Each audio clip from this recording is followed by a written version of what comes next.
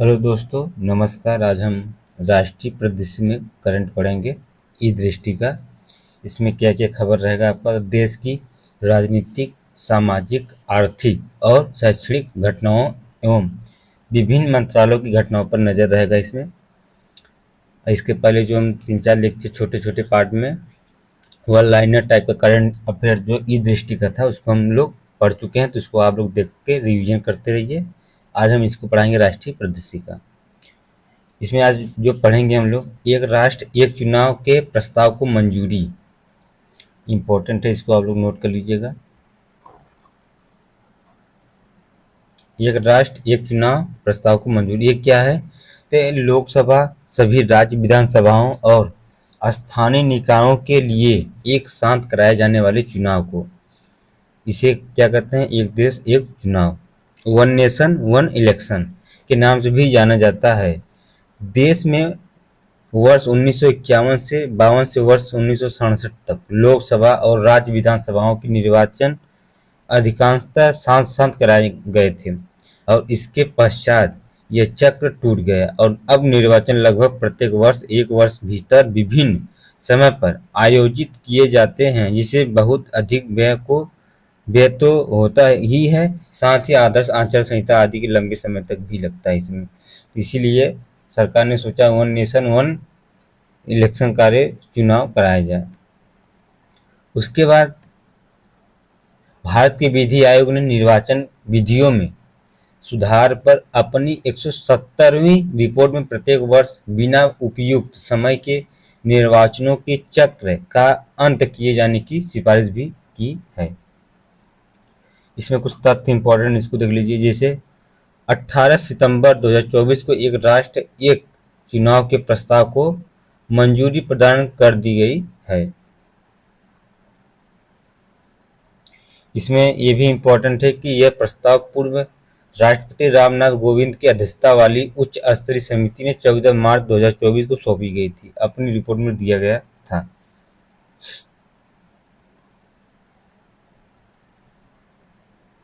उसके बाद समकालिक चुनाव के कार्यान्वयन को सक्षम करने के लिए संसद में 2 प्रकार के संशोधन विधेयक को प्रस्तुत करने का प्रस्ताव है। कौन कौन सा? तो एक संवैधानिक संशोधन विधेयक होगा और दूसरा विधानसभा वाले केंद्र शासित प्रदेशों के कानून में परिणामी संशोधन होगा। दूसरा क्या है? तो साथ साथ निर्वाचन के पहले चरण की अभिप्राप्ति के लिए अनुच्छेद या आर्टिकल 83 संसद के सदनों की अवधि, अनुच्छेद 172 राज्य के विधानमंडलों की अवधि में संशोधन करते हुए अनुच्छेद 82 क 82 क में स्थापित किए जाने के लिए एक संवैधानिक संशोधन विधेयक पुनः स्थापित किए जाएंगे। इम्पोर्टेंट है, इसको नोट कर लीजिएगा। किस आर्टिकल में संशोधन होगा, किस आर्टिकल के तहत है ये, इसको आप लोग देख लीजिएगा अच्छे से। इस संशोधन के लिए राज्यों द्वारा अनुसमर्थन की आवश्यकता भी नहीं होगी और दूसरे चरण में नगरपालिकाओं और पंचायतों के चुनाव, लोकसभा और राज्य विधानसभाओं में चुनाव होने की 100 दिनों के भीतर आयोजित करने हेतु एक और वैधानिक संशोधन विधेयक पुनः स्थापित किया जाएगा। उपयुक्त संशोधनों के लिए अनुच्छेद 368 में दी गई संविधान संशोधन को 2 शर्तों को पूरा करना होगा। प्रथम शर्त के अनुसार दोनों सदनों में कुल सदस्यों के आधे से अधिक सदस्यों द्वारा मतदान किया जाना अनिवार्य है, जबकि द्वितीय शर्त के अनुसार प्रथम शर्त के अधीन करते या रहते हुए उपस्थित और मतदान करने वाले सदस्यों की संख्या के 2/3 सदस्य संशोधनों के पक्ष में हो। द्वितीय चरण के प्रस्तावों यानी स्थानीय निकायों के चुनाव केंद्र एवं राज्यों के चुनाव के 100 दिन के अंदर कराने के लिए विधेयक को राष्ट्रपति के पास हस्ताक्षर हेतु भेजने से पूर्व आधे से अधिक राज्यों के विधानमंडलों द्वारा अनुसमर्थन करना होगा। वन नेशन मतलब उच्च स्तरीय समिति जो होता है 8 सदस्य इसमें बैठते हैं गठन। अब गठन कब हुआ था? 2 सितंबर 2023 को। इसको आप लोग देख लीजिएगा अच्छे से। और इसका किसकी अध्यक्षता में हुआ था? तो पूर्व राष्ट्रपति रामनाथ कोविंद के। इसमें सदस्य कौन कौन से मंत्री थे? तो ये बहुत ज़्यादा इंपॉर्टेंट नहीं है, बस एक बार सरासर इसको नज़र से देख लीजिएगा। फिर इसमें सचिव जो नित्यानंद चंद्र सचिव, भारत सरकार विधि एवं कार्य विभाग द्वारा रिपोर्ट मार्च 2024 में राष्ट्रपति द्रौपदी मुर्मू को सौंपी गई थी।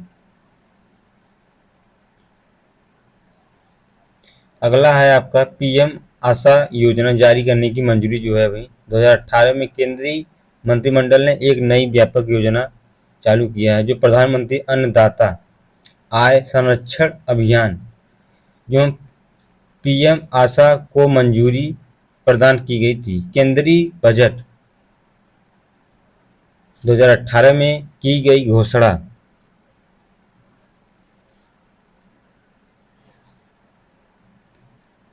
के अनुरूप इस योजना का उद्देश्य किसानों को उनकी उपज के लाभकारी मूल्य प्रदान करना है।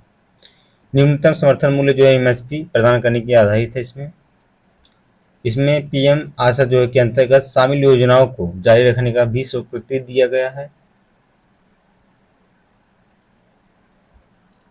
इस योजना पर 15वें वित्त आयोग के कार्यकाल के दौरान वर्ष 2025-26 तक लगभग 35,000 करोड़ रुपए का व्यय होगा। इसमें इसके निम्न अंतर्गत अब घटक भी हैं, कौन कौन से? मूल्य समर्थन योजना मतलब पीएसएस, मूल्य स्थिरीकरण घोष जो है पीएसएफ, मूल्य घाटा भुगतान योजना मतलब पीडीपीएस, मतलब बाजार हस्तक्षेप योजना। पीएम आशा के परिणाम किसानों को उनके उत्पादों हेतु उचित मूल्य पूछेगा कि पीएम आशा योजना जो है किससे रिलेटेड है, तो बस इतना आप लोग बता दें, किसानों के उनके उत्पादों हेतु उचित मूल्य दिलाने के साथ साथ उपभोक्ताओं को मिलाने वाली एक आवश्यक वस्तु के मूल्यों में आने वाले उतार चढ़ाव को अभियंत्रित किया जा सकता है। इसी से रिलेटेड है पीएम आशा योजना। अगला आपका है प्रधानमंत्री जनजाति उन्नत ग्राम अभियान। ये क्या है? तो ये केंद्रीय बजट 2024-25 में वित्त मंत्री निर्मला सीतारमण ने जनजाति समुदाय की सामाजिक आर्थिक स्थिति में सुधार करने के लिए प्रधानमंत्री जनजाति उन्नत ग्राम अभियान को प्रारंभ करने की घोषणा की गई है। इसमें जनजाति बहुल गांवों और आकांक्षी जिलों में सभी जनजाति परिवार का पूर्ण कवरेज सुनिश्चित किया जाएगा। इसमें लगभग 63,000 गांव शामिल होंगे, जिससे 5 करोड़ जनजातीय लोगों को लाभ मिलेगा। कितने? ये इंपॉर्टेंट है, पूछेगा भाई। हाल ही में प्रधानमंत्री जनजाति उन्नत ग्राम अभियान योजना में कितने जनजाति लोगों को लाभ मिला है? तो 5 करोड़ जनजातियों को लोगों को लाभ मिला है। इसमें लगभग 63,000 गांव भी शामिल होंगे। इस अभियान हेतु कुल परिव्यय कितना है? 79,156 करोड़ रुपए निर्धारित किया गया है। इसमें क्या है कि इस अभियान में 30 राज्यों और केंद्र शासित प्रदेशों के जनजाति बहुल गांवों वाले 549 जिलों और 2,740 ब्लॉक शामिल होंगे। ये भी इम्पोर्टेंट है। और केंद्रीय पर्यटन मंत्रालय के माध्यम से स्वदेश प्रदर्शन के अंतर्गत 1,000 गृह प्रवासों को बढ़ावा दिया जाएगा इसमें। और उल्लेख है कि वर्ष 2011 की जनगणना के अनुसार भारत में अनुसूचित जनजाति को जनसंख्या में 10.45 करोड़ है। देश भर में 705 से अधिक जनजाति समुदाय भी हैं। अगला है आपका बायो राइट योजना को मंजूरी दे दी गई। ये क्या है बायो राइट योजना? एक ग्लोबल बायो इंडिया जैव प्रौद्योगिकी से संबंधित हितधारकों का एक विशाल अंतर्राष्ट्रीय सम्मेलन है। इसमें क्या है कि जैव प्रौद्योगिकी उद्योग अनुसंधान सहायता परिषद मतलब BIRAC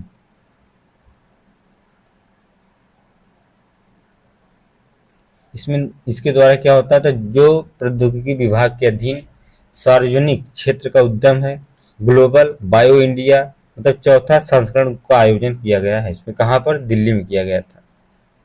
इम्पोर्टेंट इसमें क्या है? जैविक प्रौद्योगिकी अनुसंधान नवाचार और उद्यमिता विकास जो है होगा इसमें, इसके द्वारा। और योजना में जैव प्रौद्योगिकी विभाग की दो योजनाओं यथा मतलब जैव प्रौद्योगिकी अनुसंधान एवं विकास आरडी मतलब औद्योगिक एवं उद्यमिता विकास का विलय किया गया है। बायो मैन्युफैक्चरिंग एवं बायो बाउंड्रिंग नामक एक नए घटक को भी शामिल किया गया है। एकीकृत योजना का कार्यान्वयन 15वें वित्त आयोग की अवधि वर्ष 2021-22 से 2025-26 के दौरान किया जाएगा। ये भी पूछेगा कब तक, तो 2025 से 26 तक। इसका कुछ साठ है। जो बायो ई3 नीति को मंजूरी मिल रहा है क्या, तो 24 अगस्त 2024 को केंद्रीय मंत्रिमंडल द्वारा बायो ई3 अर्थव्यवस्था, पर्यावरण और रोजगार के लिए जैव प्रौद्योगिकी नीति को मंजूरी प्रदान की गई है। नीति का उद्देश्य क्या था, उच्च प्रदर्शन वाले जैव निर्माण को बढ़ावा देना। बायो ई3 नीति निम्न 6 व्यापक फोकस क्षेत्रों पर आधारित है। जैव आधारित रसायन एवं एंजाइम, कार्यक्रम खाद्य एवं स्मार्ट प्रोटीन है, सटीक बायोथेरेप्यूटिक्स है, जलवायु लचीली कृषि है, कार्बन कैप्चर एवं इसका उपयोग, भविष्यवादी समुद्री एवं अंतरिक्ष अनुसंधान। नमो भारत रैपिड रेल का उद्घाटन क्या है ये, तो मेक इन इंडिया कार्यक्रम की सफलता के एक उत्कृष्ट उदाहरण है। भारतीय रेलवे ने भारत की पहली स्वदेशी semi high speed train Vande Bharat expressway को लॉन्च किया गया था। 15 फरवरी 2019 को पहली वंदे भारत एक्सप्रेसवे ट्रेन को नई दिल्ली, कानपुर, प्रयागराज, वाराणसी मार्ग पर रवाना किया गया था। वंदे भारत एक्सप्रेसवे की अधिकतम गति कितना, 160 किमी प्रति घंटा है।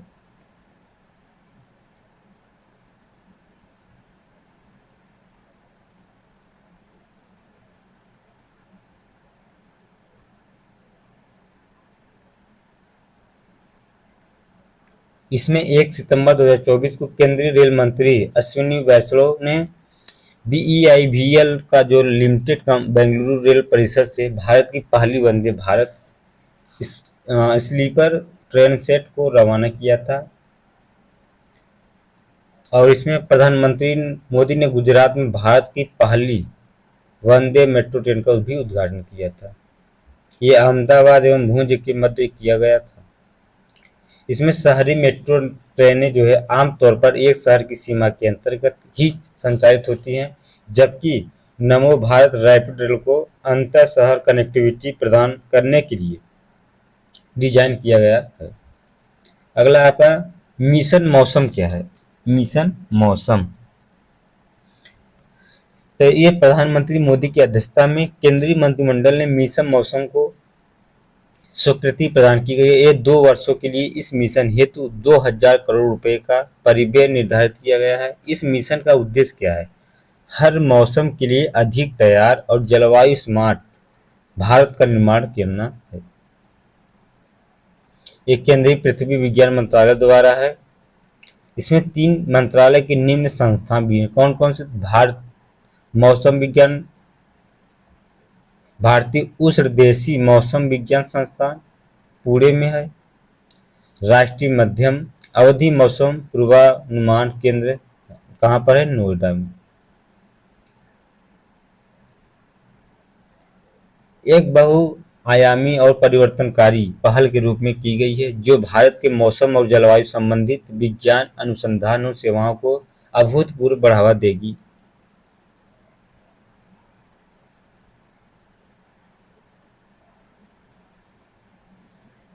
बस इसमें इम्पोर्टेंट इतना है। अब अगला हम आप लोग देखेंगे कि स्वच्छ वायु सर्वेक्षण 2024, इसमें क्या है, तो छोटी छोटी चीजें इसमें आप लोग नोट कर लीजिएगा। जैसे राष्ट्रीय स्वच्छ आयु कार्यक्रम है, ठीक, इसमें श्रेणी वाली देख लीजिएगा। जैसे यहाँ आप लोग का इम्पोर्टेंट है, जैसे कुल 130 शहरों के निम्न 3 श्रेणियों में विभाजित किया गया है।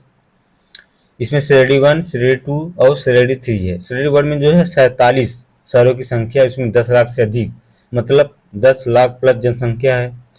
दूसरी श्रेणी में 43 मतलब 3 से 10 लाख तक की जनसंख्या और तीसरी श्रेणी में 40 मतलब 3 लाख से कम जनसंख्या वाली है। इसमें राष्ट्रीय स्वच्छ वायु शहर जो है की उपाधि से सम्मानित किया गया है। और कौन कौन से शहर हैं ये भी आप लोग देख लीजिएगा। ये नीले आकाश के लिए स्वच्छ वायु के अंतर्राष्ट्रीय दिवस के अवसर पर ये स्वच्छ वायु सर्वेक्षण 2024 परिणाम की घोषणा की गई है। इसमें अभी हाल ही में जो है केंद्रीय पर्यावरण वन और जलवायु परिवर्तन मंत्री भूपेंद्र यादव और राजस्थान के मुख्यमंत्री भजन लाल शर्मा ने स्वच्छ वायु सर्वेक्षण अवार्ड प्रदान किया था। इसमें जैसे रैंक में पहला में सूरत शहर है, राज्य में गुजरात आएगा वो, श्रेणी 1 में जबलपुर भी है मध्य प्रदेश और आगरा उत्तर प्रदेश। आप लोग को ये वाला इंपॉर्टेंट याद होनी चाहिए कि पहले श्रेणी में उत्तर प्रदेश कौन से जिले हैं जो विभिन्न श्रेणियों के 3 शहरों में शामिल किया गया है तो है आगरा। अब पहले स्थान पर सूरत है।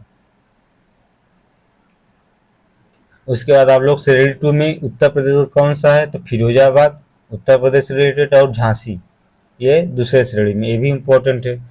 और तीसरे श्रेणी में आप बरेली एक भी आता है इसमें, नहीं बरेली आएगा श्रेणी 3 में इसमें, ठीक है। ये आप लोग को 4 याद कर लेना। पहले में क्या है आगरा है, दूसरे श्रेणी में क्या है तो आपका झांसी और फिरोजाबाद, और श्रेणी 3 में क्या है तो रायबरेली मतलब उत्तर प्रदेश से रिलेटेड है।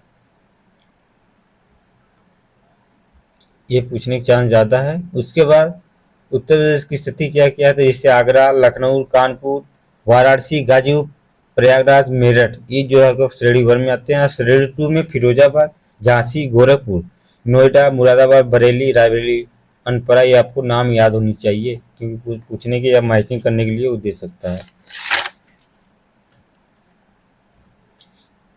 इसके बाद आपका आता है स्वच्छ भारत मिशन को नेचर की मान्यता। ये बहुत ज़्यादा इंपॉर्टेंट है, बस आप लोग देख लीजिएगा। 2 अक्टूबर 2014 को प्रधानमंत्री नरेंद्र मोदी द्वारा लॉन्च किया गया स्वच्छ भारत मिशन SBM में सार्वभौमिक स्वच्छता प्राप्त करने की दिशा है, ठीक। इससे ज़्यादा इम्पोर्टेंट बहुत ज़्यादा नहीं है। इसमें एक ये देख लीजिएगा आप लोग,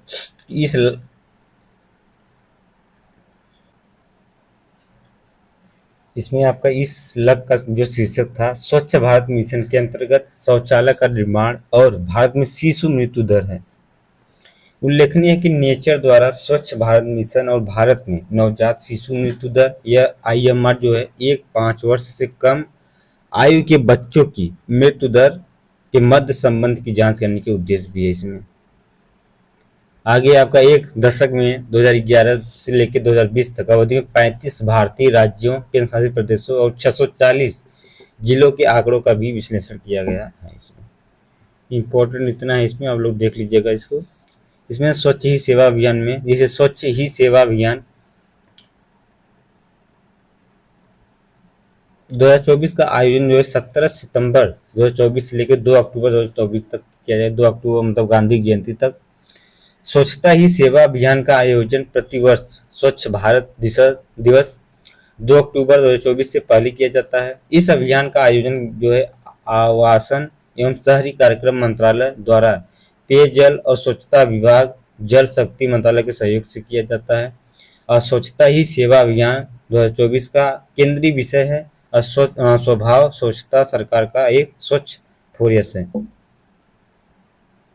इसके बाद आपका आता है 23वां विधि आयोग क्या है तो गैर सांविधिक निकाय भी है। बस इतना आपको याद करना है कि 23वां विधि आयोग क्या है तो एक गैर भारतीय या गैर सांविधिक निकाय भी है। एक कानून के क्षेत्र में अनुसंधान करने के लिए एक निश्चित समय सीमा के साथ इसका गठन किया गया था। बस इसमें बहुत ज़्यादा इंपॉर्टेंट नहीं है। अब इसके बाद आप लोग आ जाइए डिजिटल कृषि मिशन क्या है। इसमें भारत की डिजिटल क्रांति द्वारा कृषि क्षेत्र को रूपांतरित करने के उद्देश्य से केंद्रीय बजट 2023-24 में कृषि के लिए डिजिटल सार्वजनिक अवसंरचना जो कि निर्माण की घोषणा की गई है। इसमें क्या है अगले 3 वर्षों में कृषि के लिए डिजिटल सार्वजनिक अवसंरचना लागू करेगी। इस पहल के तहत किसानों और उनकी भूमि को आच्छादित कवर मतलब किया जाएगा। इसमें 6 करोड़ किसानों और उनकी भूमि के विवरण के साथ रजिस्टरों के अध्ययन करना है। बस इतना इंपॉर्टेंट है, इसमें आप लोग देख लीजिएगा। और उसके बाद डिजिटल कृषि मिशन का मूलभूत क्या है, तो ये डिजिटल कृषि मिशन को एक व्यापक योजना के रूप में भी डिजाइन किया गया है। इसमें दो मूलभूत है, कौन कौन से, तो एक है आपका एग्रिट स्टैक पहला है, दूसरा है आपका कृषि निर्णायक सहायता प्रणाली।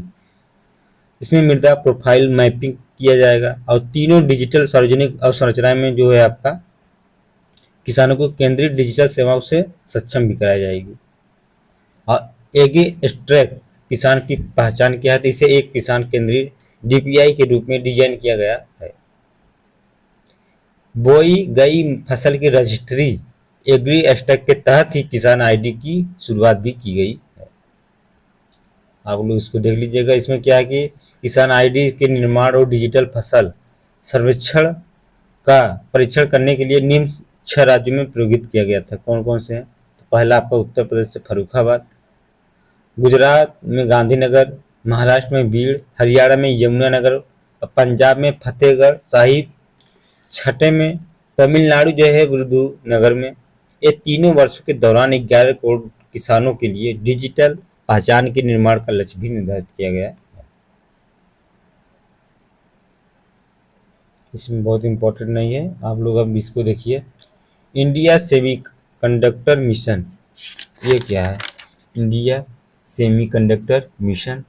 इसमें बस इतना आप लोग को याद करना है कि भारत के इलेक्ट्रॉनिक सिस्टम डिजाइन और विनिर्माण के वैश्विक केंद्र के रूप में स्थापित करने के उद्देश्य से केंद्र सरकार ने वर्ष 2021 में सेमीकॉन इंडिया कार्यक्रम को मंजूरी प्रदान की गई थी। यह देश में अर्धचालकों एवं डिस्प्ले परितंत्र के विकास का एक व्यापक कार्यक्रम है। कितना, तो यह कुल प्रव्यय 76,000 करोड़ रुपए की निर्धारित की गई है। ये इंपॉर्टेंट है, आप लोग इसको नोट कर लीजिएगा।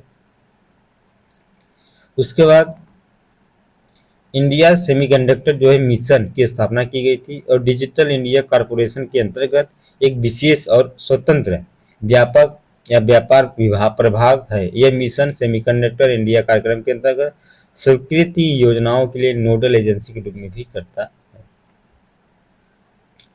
और उसमें सांडत गुजरात में एक अर्धचालित इकाई की स्थापना भी मंजूरी प्रदान की गई थी। बस इसको आप लोग देख लीजिएगा, इसमें बहुत ज़्यादा इम्पोर्टेंट तो है नहीं। उसके बाद वाड़वड़ पत्तन शिलान्यास है क्या, तो 12 महापत्तन मतलब जो है पोर्ट है, वो अभी हाल ही में महापत्तन प्राधिकरण अधिनियम 2021 के प्रावधानों के द्वारा शामिल किया गया था। उसमें क्या है कि 30 अगस्त 2024 को प्रधानमंत्री नरेंद्र मोदी ने वाड़पत्तन का शिलान्यास किया गया था। इसमें क्या है, प्रमुख बंदरगाहों के विकास और वृद्धि के समर्थन देने के लिए 1966 में भारतीय बंदरगाह सेवा आईपीए का गठन किया गया था। बस इसमें और ज़्यादा इम्पोर्टेंट नहीं।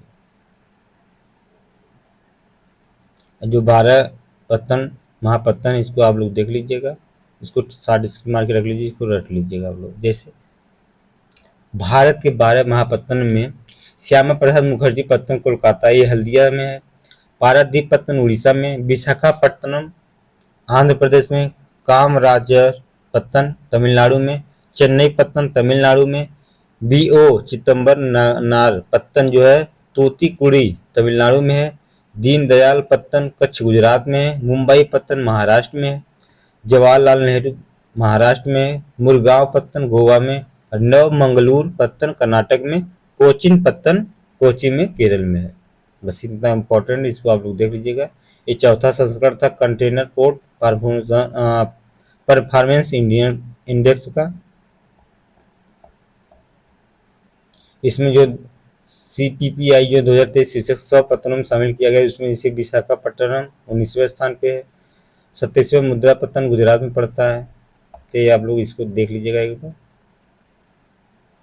इसके बाद NICDP जो है 12 नए औद्योगिक शहरों की मंजूरी की गई है।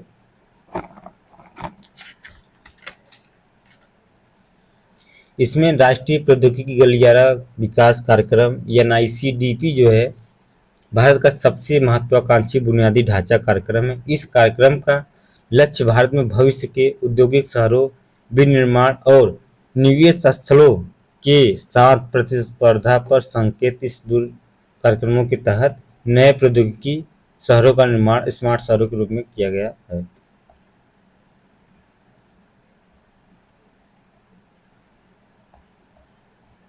इसमें कौन कौन से हैं शहर, तो यही है आपका NICDP जो 11 राष्ट्रीय प्रौद्योगिकी गलियारे हैं। दिल्ली, मुंबई और औद्योगिक गलियारा DMIC है। अमृतसर कोलकाता, चेन्नई बेंगलुरु, विजाग चेन्नई, बेंगलुरु मुंबई और उड़ीसा आर्थिक गलियारा, हैदराबाद कानपुर, हैदराबाद वारंगल, हैदराबाद बेंगलुरु और कोयम्बटूर होते हुए कोची तक। लास्ट है आपका दिल्ली नागपुर औद्योगिक गलियारा है, मतलब DNIC। NCDP को 4 विकसित ग्रीनफील्ड औद्योगिक स्मार्ट शहर है। कौन कौन से, तो धोलेरा विशेष निवेश क्षेत्र गुजरात, औरंगाबाद औद्योगिक शहर महाराष्ट्र, एकीकृत औद्योगिक टाउनशिप ग्रेटर नोएडा उत्तर प्रदेश, एकीकृत औद्योगिक टाउनशिप का विक्रम औद्योगिक MP में है। एकीकृत पेंशन योजना क्या था, हाल ही में केंद्र सरकार ने सरकार के कर्मचारियों को वृद्धावस्था में आय सुरक्षा प्रदान करने के दृष्टिकोण के साथ एक नई एकीकृत पेंशन योजना UPS को मंजूरी प्रदान की गई। इस योजना के केंद्र सरकार के लगभग 23 लाख कर्मचारियों को लाभ प्राप्त होने की उम्मीद है। राष्ट्रीय पेंशन प्रणाली NPS national payment system switch करने का एक मुफ्त विकल्प भी है। सुनिश्चित पेंशन कर्मचारियों को उनकी सेवानिवृत्ति से पहले के अंतिम 12 महीनों में प्राप्त औसत मूल वेतन 50% के समतुल्य राशि मूल पेंशन के रूप में प्रदान किया गया है। आगे आपका है, ये आप लोग देख लीजिएगा। इसमें ये NIRF का इंडिया इंडेक्स रैंकिंग है। ये रैंकिंग बहुत इंपॉर्टेंट, बस ये देख लीजिए। रैंकिंग नई दिल्ली स्थित भारत मंडपम में जारी किया गई है। इसका कौन सा संस्करण है, तो 9वां संस्करण है। इसमें कितने श्रेणी हैं, तो 8। ये 2024 में पहली बार इंडिया रैंकिंग में शामिल किया गया था। 3 कौन कौन से देख लीजिए। इंडिया रैंकिंग में संस्थान शहर स्कोर, जिसे IIT मद्रास चेन्नई में है, भारतीय विज्ञान संस्थान बेंगलुरु और भारतीय प्रौद्योगिकी संस्थान बॉम्बे और IIT दिल्ली और IIT कानपुर इंपॉर्टेंट है। इसके बाद आपका इंडियन रैंकिंग में उत्तर प्रदेश का क्या स्थान है, तो IIT कानपुर पहले स्थान पे है, बनारस हिंदू विश्वविद्यालय दूसरे स्थान पे, अलीगढ़ मुस्लिम अलीगढ़, उसके बाद IIT BHU वाराणसी, ये सब चीज़ें हैं, तो आप लोग इसको देख लीजिएगा। उसके बाद विभिन्न श्रेणियों में कौन कौन से, तो विश्वविद्यालय श्रेणी भारतीय विज्ञान संस्थान बेंगलुरु और कॉलेज श्रेणी हिंदी कॉलेज। बस ये 2 आप लोग याद कर लीजिएगा इसको बस। इसके बाद उत्तराखंड सकल पर्यावरण उत्पादक सूचकांक, ये क्या है, सकल पर्यावरण उत्पादन मतलब GEP, मतलब ग्रोस इन्वायरमेंट प्रोडक्ट सूचकांक को मानवीय हस्तक्षेपों के कारण होने वाली पारिस्थितिक विकास है। इसमें 4 आवश्यक स्तंभ में कौन कौन से, वायु, जल, मृदा एवं वन है। ये 4 पर्यावरण कारणों में अगर सुधार हो रहा है तो GEP सूचकांक में वृद्धि देखने को मिलती है। इससे ज्ञात होता है कि उक्त भौगोलिक क्षेत्र पर्यावरण के अनुकूल है। ये GEP सूचकांक में गिरावट देखने को मिलती है। उसके बाद सकल पर्यावरण उत्पादक सूचकांक का शुभारंभ जो करने वाला उत्तराखंड देश का पहला राज्य है। इसमें इस सूचकांक को लॉन्च करने का उद्देश्य जो है पारिस्थितिकी को अर्थव्यवस्था से जोड़ना। इसमें 4 घटक भी है, जल, वायु, वन और मृदा के आधार पर। अगला आपका है SDG इंडिया इंडेक्स 2023-24। इसमें इंपॉर्टेंट बस इतना है कि डैशबोर्ड संयुक्त राष्ट्र भारत एवं UNDP इंडिया की साझेदारी में नीति आयोग की एक पहल है। इसमें क्या है कि 12 जुलाई 2024 को नीति आयोग द्वारा SDG इंडिया इंडेक्स 2023-24 चौथा संस्करण का जारी किया गया है। इस इंडेक्स को नीति आयोग के उपाध्यक्ष सुमन बेरी द्वारा लॉन्च किया गया है।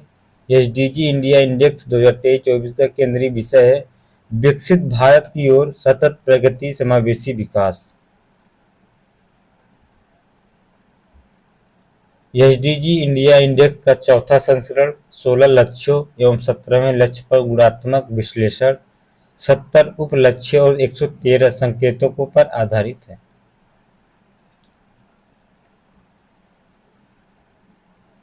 एसडीजी इंडिया इंडेक्स में राज्यों केंद्र शासित प्रदेशों को उनके समग्र एसडीजी स्कोर आधार पर निम्न 4 श्रेणियों में वर्गीकृत किया गया है: आकांक्षी, प्रदर्शनकर्ता, अग्रणी, लक्ष्य प्राप्तकर्ता।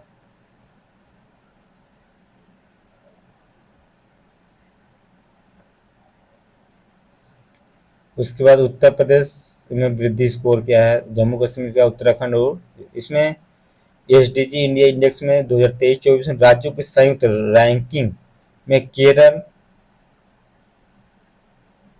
और उत्तराखंड प्रत्येक स्कोर को 79 को शीर्ष स्थान प्राप्त हुआ है, जबकि केंद्र शासित प्रदेशों रैंकिंग में चंडीगढ़ स्कोर को 77वां स्थान मिला है। एसडीजी इंडिया 2024 छह रैंक में कौन, बिहार है, झारखंड, नागालैंड। केंद्र शासित प्रदेश में चंडीगढ़, पुडुचेरी है।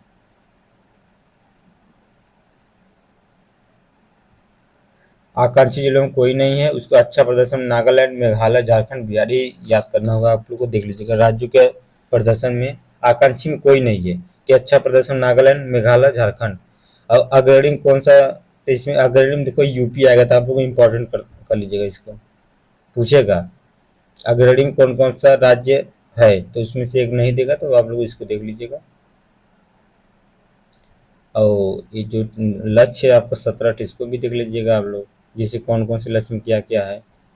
एसडीजी 1 में गरीबी है, और दूसरे में भुखमरी, तीसरे में स्वास्थ्य एवं लक्ष्य कल्याण, चौथा में आपका है गुणवत्तापूर्वक शिक्षा, पांचवा में लैंगिक समानता, छठवां में स्वच्छ जल एवं स्वच्छता है। उसके बाद सातवां में आपका है सस्ती एवं स्वच्छ ऊर्जा। लक्ष्य 8 में है सभ्य कार्य एवं आर्थिक विकास। लक्ष्य 9 में उद्योग, नवाचार एवं बुनियादी ढांचा। लक्ष्य 10 में समानताओं की कमी। लक्ष्य 11 में सतत शहर और समुदाय। लक्ष्य 12 में उत्तरदायी उपभोग एवं उत्पादन। लक्ष्य 13 में जलवायु कार्रवाई। लक्ष्य 14 में जल के नीचे जीवन। लक्ष्य 15 में भूमि पर जीवन, और 16 में शांति, न्याय और मजबूत संस्थान। अब इसके बाद हम लोग जो है अगले वीडियो में संविधान की हत्या का दिवस पढ़ेंगे। इसके पहले हम लोग जो पढ़ चुके हैं इसको आप लोग रिवाइज करते रहिए। छोटा छोटा पार्ट में हम लोग वीडियो बना रहे हैं, इसको आप लोग रिवाइज करने में आसान होगा। ठीक है, ये वीडियो अच्छा लगे तो लाइक और सब्सक्राइब जरूर करें। जो भी अच्छा लगे आप लोग लाइक से सब्सक्राइब करिएगा। ठीक है, धन्यवाद।